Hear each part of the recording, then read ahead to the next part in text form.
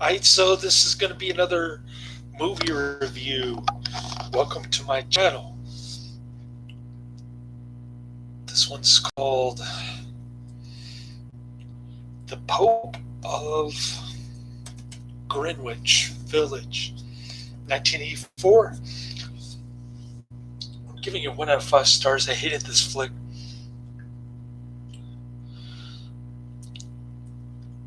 I didn't like the fake Italian accents in this one. If you look at the Roger Ebert review, it says it's not a mobster movie, it's more like a character study. So in other words, it's a soap opera, ladies and gentlemen. Yes, a movie with Mickey Rourke and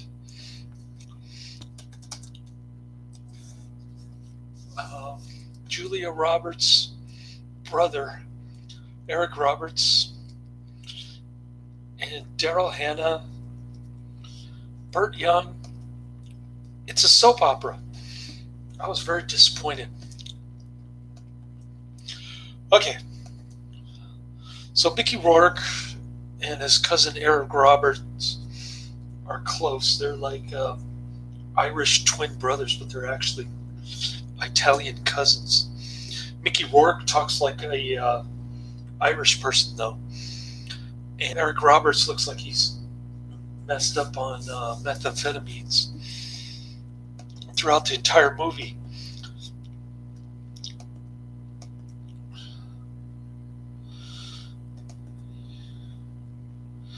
For instance, when they chop off his thumb, he says to his cousin Rourke,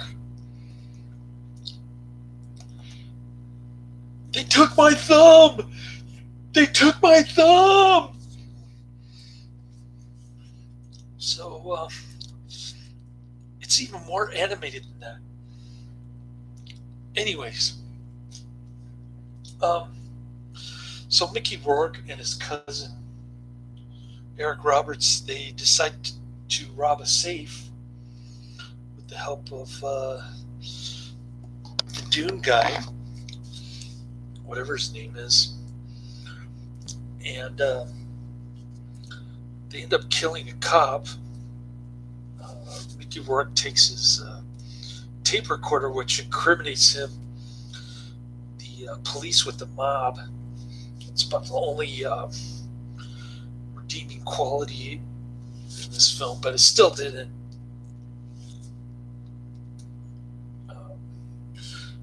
make any difference to me, unfortunately. So they end up killing this cop who shows up at the scene of the crime. He's mixed up in the mob somehow with this tape recorder. Don't ask me why he's tape recording himself, but he ends up falling in an elevator shaft and dying. The cop does. So naturally, the police are involved. Emmet Walsh has his 5 minutes of fame in this one, and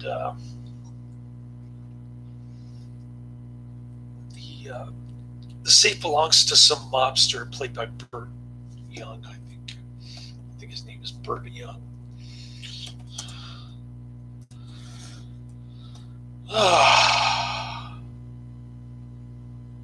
Yeah, Burt Young.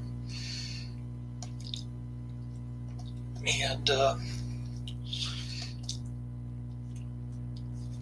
so Daryl Hannah, who's Mickey Rourke's girlfriend, she gets all ticked off at Mickey Rourke. She's pregos, and she just takes off because she knows that he's a hunted man by the mob. But, Eric Roberts is the one who gets hunted down. He gets his thumb chopped off. He snitches on both guys, the Dune guy and Mickey Rourke. And one minute Mickey Rourke and Eric Roberts are fighting with each other, arguing and stuff, and the next minute they're like kissing each other. And I don't know if that's an Italian thing to kiss a man. I guess it's a European thing. But anyways,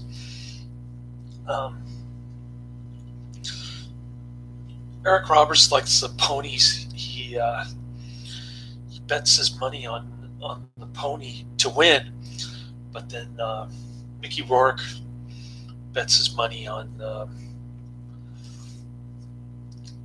win, place, or show. So he ends up getting 20 grand.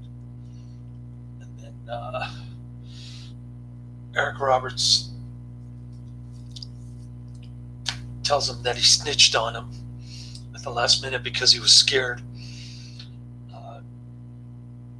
He's kind of hyperactive, Eric Roberts, in this movie. Like he did too much crystal meth or something. Anyways,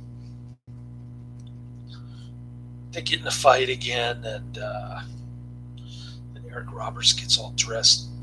Or not Eric Roberts. Mickey Rourke gets all dressed up like he's gonna upstage somebody,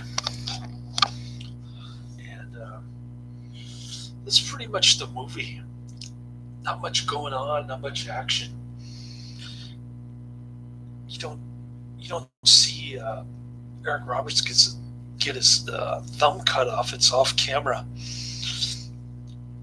and it gets an R rating, but it's very mild. It's got a lot of Eric Roberts potty mouth. It's another aspect of his character. He likes to potty mouth a lot, but not much in the way of violence, action, or really any kind of compelling characters in this movie. Mickey Rourke chain smokes. And, they both lose their job when Eric Roberts is caught skimming checks. He's a waiter guy. And, anyways, coronavirus. What can I say? I'm really thriving in this kind of dystopian environment. It's ironic too, because I'm actually making money off the epidemic, if you can believe that. Not only am I getting more cash tips from bleeding heart customers when I deliver their groceries to the door or whatnot. Now, as of this morning, I became a day trader, or sort of a day after trader, I guess. And I got my Robinhood account. Put a few $100s in there, and I got quit $20. My goal was to gain $800, but that was a little bit unrealistic considering the amount of cash I had. I couldn't even buy an options contract or a call contract on the stock. So I ended up buying the stock. It's a San Francisco company called Twilio, I think, and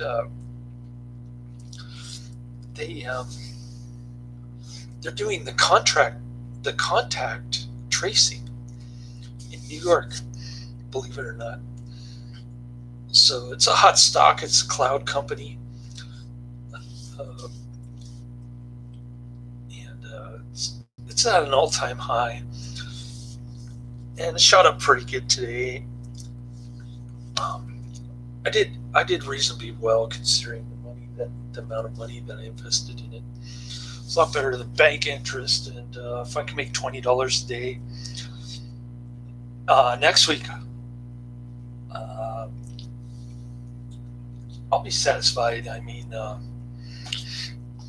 extra $100 a week isn't too bad, but I'm definitely aiming to turn the corner and have have my $10,000 Robinhood account turn into something really dramatically higher than that next year. That's my goal. I'm trying to be more realistic. I'm trying to get grow my money to 10,000 by the end of the year, and then hopefully I can 10 times that next year, or even more. I think I can trade options in 3 months. I just don't have enough cash right now to buy any of these 100-lot option contracts that expire next year. But I'm going to study up on options trading in case I do come across a really cheap lot of options. I still can't do the spread because I don't have enough experience. There's a 1-hour YouTube video that makes this guy's head hurt. I'll probably watch that on Sunday. And I got to go to work. It's a 3-day weekend, Memorial Day. So we're going to honor the soldiers who protect our freedom. I mean, our lockdown. Anyways, I'll work 8 hours Saturday and 8 hours Monday, Memorial Day. So hopefully I can get lots of cash tips on those 2 days. I'm hoping that people are generous on those 2 days. 3-day weekend coming up. 4-day weekend for Cisco employees in Menlo Park. But anyways, pretty crazy stuff. I know it sounds callous and kind of selfish to be profiting quite literally off the coronavirus, investing in a company that's doing contact tracing. Why do I always say contract tracing? It's contact tracing, which I'm opposed to. I won't even take the coronavirus test out of fear that they're going to give me false positive. Start tracing everybody that I associate with, like the East German Stasi or something. Anyways,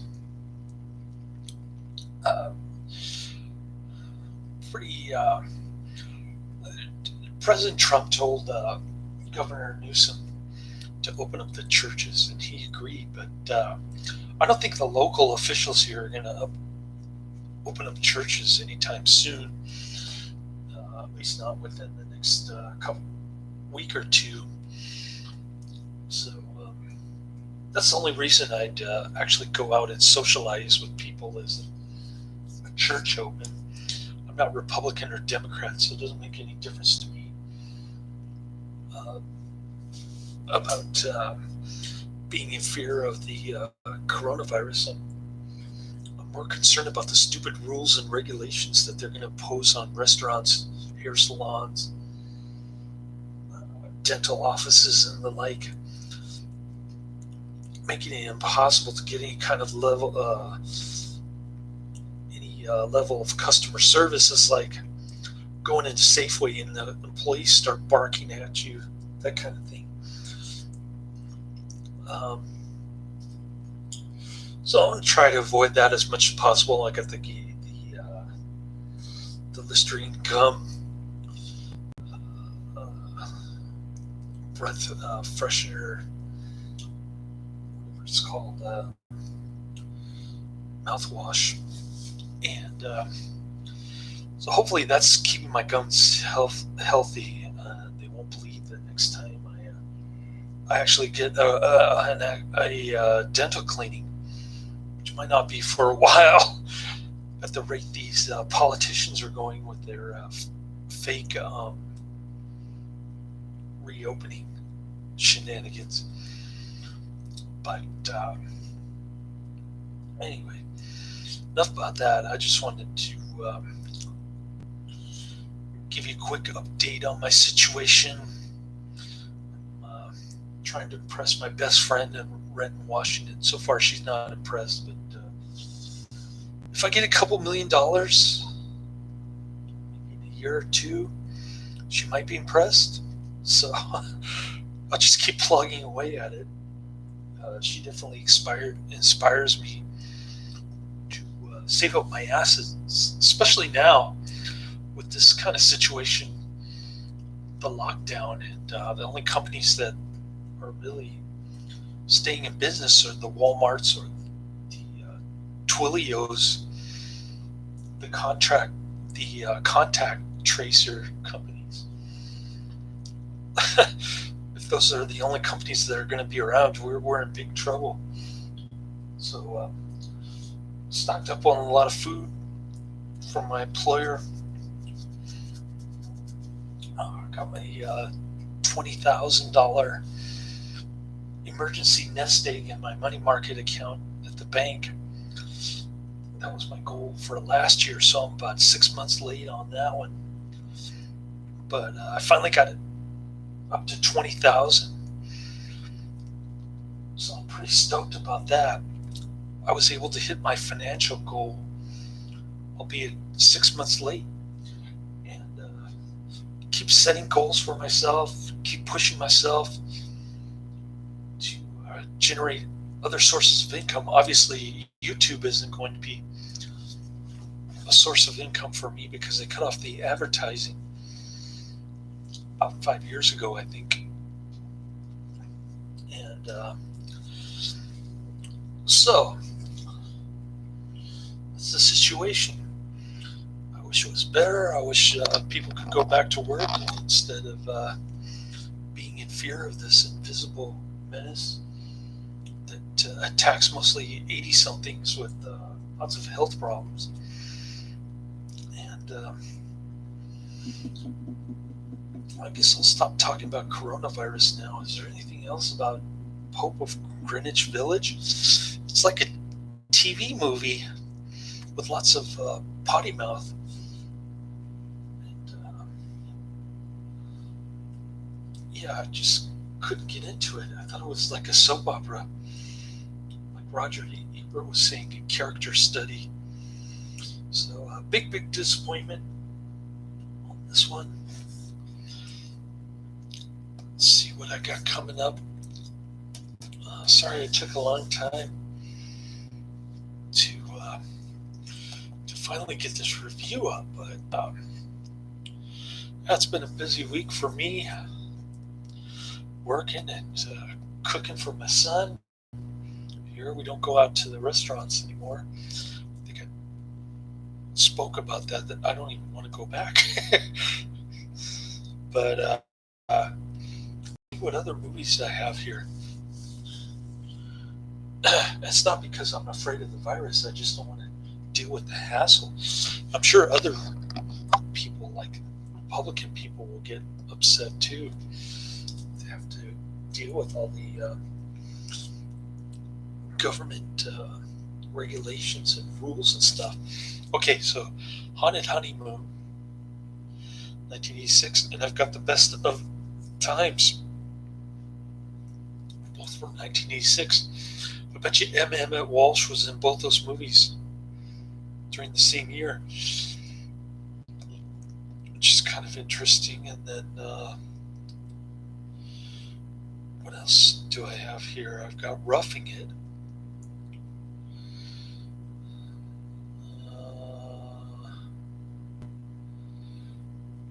Mark Twain autobiography. That looks pretty interesting. But yeah, I'm going to hit the sack for about 10 hours. Wake up. Get ready for work. And we'll see about getting those coveted cash tips tomorrow and Monday. If I could get a couple hundred in cash tips for those 2 days, I'll be very happy. that'll pay for my groceries and gas until I get my next paycheck on Friday. And then I can pay the rent and still have a little bit of money left over. I don't have any bills. I paid all my bills. Yeah, things are looking up for me. I sort of have my peaks and valleys with finances, but just have my car loan. That's it. I don't have a personal loan. No, paid off my college loan a long time ago. No mortgage, just renting. So my debt to equity ratio is very high in terms of equity on the equity side. So I'm trying to bump that up. My financial advisor told me to sock away $20,000, and I did it a couple times. I had to use it for emergency, like he recommended when I lost my job a couple years ago. My main desk job. I was still working 2 other jobs. Getting spousal support as well. So it wasn't a total loss, but it was rough for a while. Making minimum wage and working 2 jobs. Not fun. Not fun at all. Anyways. Yeah, I'm real proud of myself. I hung in there. I had my overtime cut last year, and I was paying an insane amount of taxes to state and Uncle Sam, and I just kept chipping away this coronavirus scheme, and everything changed. I got my stimulus check. I start getting more cash tips, and now I'm in a good situation again. So how quickly things change, turn around. I was a month behind bills. Now I'm a couple weeks ahead on bills. So yeah, I'm really excited about this, and thank God I survived this dystopian nightmare. I had two so-called essential jobs. So enough about that. What else can I say about the Pope of Greenwich Village? Not much. I think I covered everything. That's the end of my review. Laters.